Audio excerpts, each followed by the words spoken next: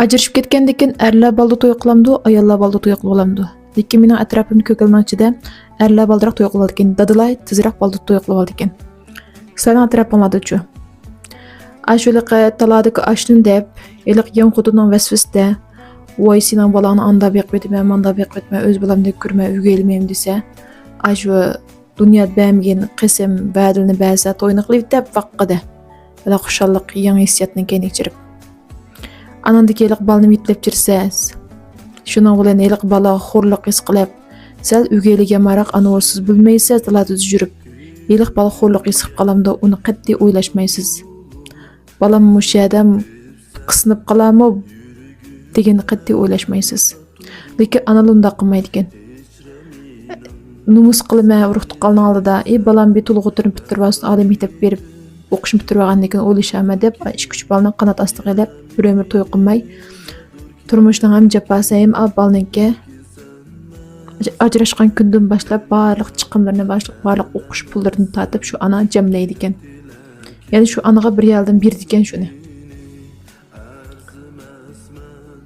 Lekin yiliq xotincha o'yini qo'liga olgandan yen ko'zning suyi so'g'aq degandek yiliq balangiz uyga qaz, bala xo'rliq his qildi, siz bilmay daltadek yurisiz. Bichar o'zining onasi shu ko'ngli tuyuplaq qilib qolsa, qancha qiyinchiligi ig'ir bo'lsa, ash balani ekitib o'zi boqadi ekan. Anim qiz o'zi boqadi ekan. Nima dadil texyana. Sening onang anda buzuqda, aqchiycha, ko'kchiycha deb o'zining tuqqan onasini o'zining balasiga tillab berdi ekan siltaqa. Sizning dadangni kelib anangni tillab bersa, aka g'ururing tekitib, nimda tillaysiz deb tushasizlar. Shu kichik balaning o'zuvchilik g'ururi bor, ash balaning ko'ngling sep qo'ydi, mishaga sep qo'ydi mishaga. Shuning bilan dadiliga beka bala uy cho'p qolmaydi.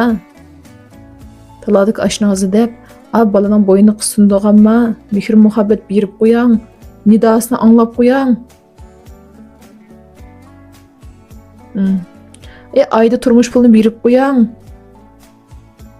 Sotdan qonundan manch pul bersa degan pulni berib qo'yang. Ko'chadagi ashnazıga 7-8 ko'pada ko'ynak mos elivitsiz, tapqan balangizdan ayda 5-6 ko'p pulsin mos berib qo'yang. Bo'lmasa shu dadila o'z qo'linglar bilan ash balanglarga o'chmanlik urug'ini o'zing terib qo'ysizlar.